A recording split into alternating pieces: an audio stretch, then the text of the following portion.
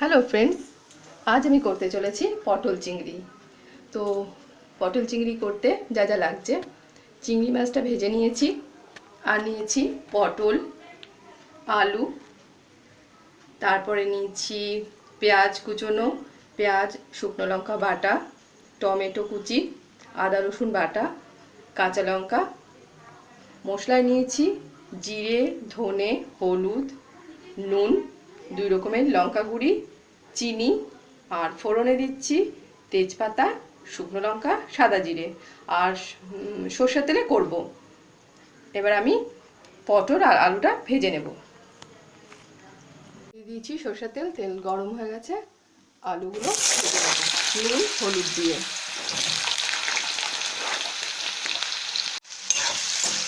আলুটা হালকা লাল লাল করে ভেজে নেব, এরপরে পটলটা ভেজে নেব। পটলটা ভেজে নেব নুন হলুদ দিয়ে, পটলটাও ভেজে নিচ্ছি। পটলটা ভাজা হয়ে গেছে, এবার পটলটা নামিয়ে দেব।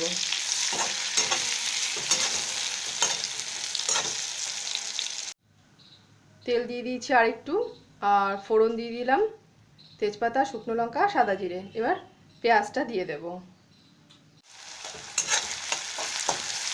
পেঁয়াজটা হালকা হবে, এরপর টমেটো কুচিটা দিয়ে দেব। টমেটো কুচি দিয়ে দিচ্ছি।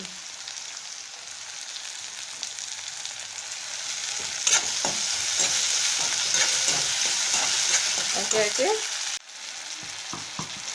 পেঁয়াজ, শুকনো লঙ্কা বাটাটা দিলাম।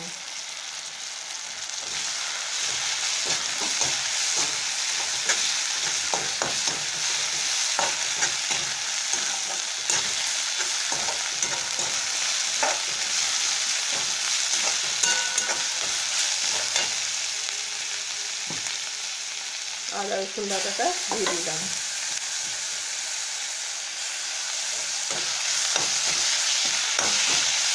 ভাজা ভাজা হয়ে আছে, এরপর মশলা দেব। কাঁচা লঙ্কাও দিয়ে দিচ্ছি, এবার মশলাগুলো দিয়ে দিচ্ছি।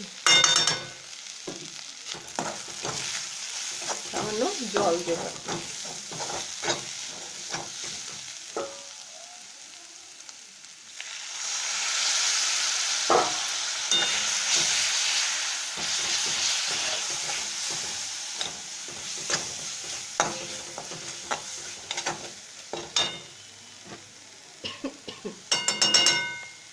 চিনিটা দিয়ে দিলাম।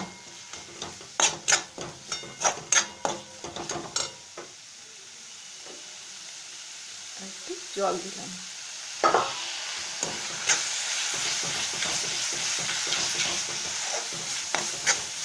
মশলাটা একটু কষিয়ে নিয়ে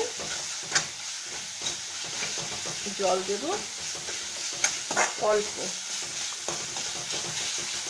আলু আর পটলটা তারপর দেব।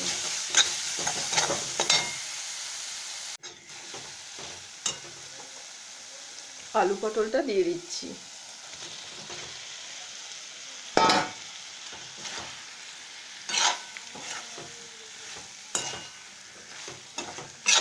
7 মিনিট কষাবো, তারপরে জল দেব।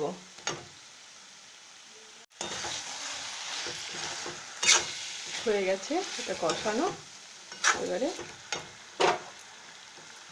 গরম জল দিচ্ছি।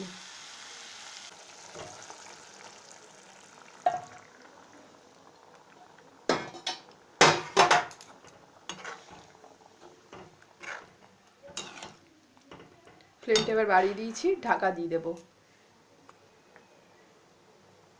5 মিনিটের জন্য ফুটবে, হয়ে যাবে, তারপরে চিংড়ি মাছটা দেব।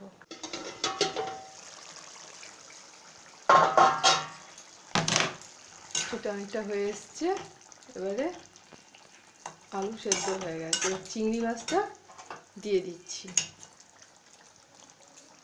এবার একটু ঢাকা দিয়ে দেবো, 2-3 মিনিট মতো ঢাকা দিয়ে রেখে দেব। ফ্লেমটা মিডিয়াম রাখলাম। একটু পরে নামাবো।